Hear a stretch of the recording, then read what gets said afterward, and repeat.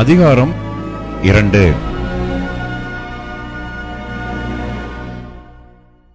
ஏழாம் மாதம் 21ஆம் தேதியிலே ஆகாய் என்னும் தீர்க்கதரிசியின் மூலமாய் கர்த்தருடைய வார்த்தை உண்டாயிற்று.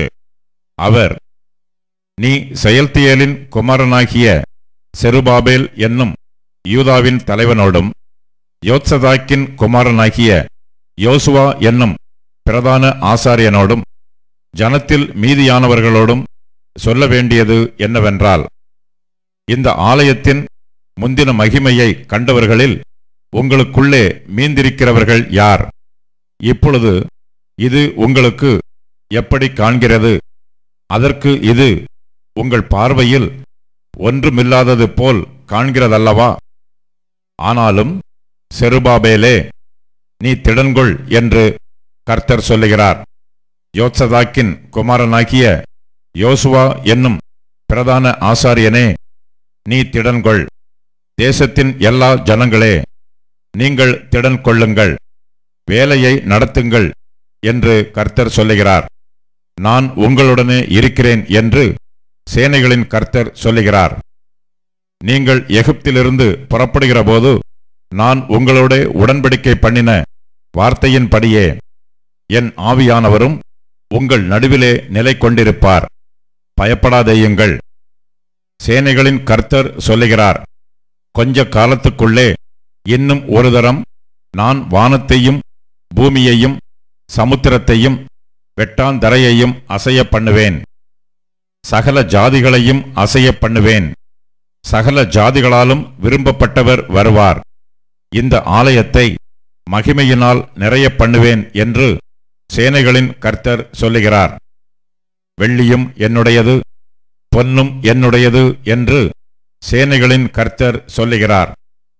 முந்தின ஆலயத்தின் மகிமையை பார்க்கிலும் இந்த பிந்தின ஆலயத்தின் மகிமை பெரிதா இருக்கும் என்று சேனைகளின் கர்த்தர் சொல்லுகிறார். இவ்விடத்திலே சமாதானத்தை கட்டளையிடுவேன் என்று சேனைகளின் கர்த்தர் உரைக்கிறார் என்று சொல் என்றார். தரியுவின் 2ஆம் வருஷம் 9ஆம் மாதம் 24ஆம் தேதியிலே ஆகாய் என்னும் தீர்க்கதரிசியின் மூலமாய் கர்த்தருடைய வார்த்தை உண்டாயிற்று. அவர், ஒருவன் தன் வஸ்திரத்தின் தொங்கலிலே பரிசுத்த மாம்சத்தை கொண்டு போகையில் தன் வஸ்திரத்தின் தொங்கல் அப்பத்தையாகிலும் சாதத்தையாகிலும் திராட்ச ரசத்தையாகிலும் எண்ணெயையாகிலும் மற்றெந்த போஜன பதார்த்தத்தையாகிலும் தொட்டால் அது பரிசுத்தமாகுமோ என்று நீ ஆசாரியரிடத்தில் வேத நியாயத்தை பற்றி கேள் என்று சேனைகளின் கர்த்தர் சொல்லுகிறார் என்றார். அதற்கு ஆசாரியர்கள் பிரதியுத்தரமாக, பரிசுத்தமாகாது என்றார்கள். பிணத்தால் தீட்டுப்பட்டவன் அவைகளில் எதையாகிலும் தொட்டால் அது தீட்டுப்படுமோ என்று ஆகாய் பின்னும் கேட்டான். அதற்கு ஆசாரியர்கள் பிரதியுத்தரமாக, தீட்டுப்படும் என்றார்கள். அப்பொழுது ஆகாய், அப்படியே இந்த ஜனங்களும் இந்த ஜாதியாரும் என் சமூகத்தில் இருக்கிறார்கள் என்று கர்த்தர் சொல்லுகிறார். அவர்களுடைய கைகளின் எல்லா கிரியைகளும் அப்படியே இருக்கிறது. அவர்கள் அங்கே கொண்டு வந்து படைக்கிறதும் தீட்டுப்பட்டிருக்கிறது. இப்போதும் கர்த்தருடைய ஆலயத்தை கட்டும்படி ஒரு கல்லின் மேல் ஒரு கல் வைக்கப்பட்டது முதல் நடந்ததை உங்கள் மனதிலே சிந்தித்து பாருங்கள்.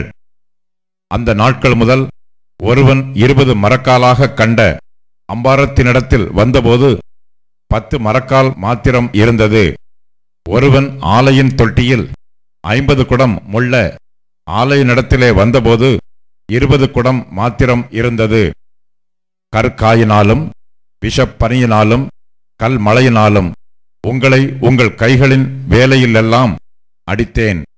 ஆனாலும் நீங்கள் என்னிடத்தில் மனதை திருப்பாமல் போனீர்கள் என்று கர்த்தர் சொல்லுகிறார்.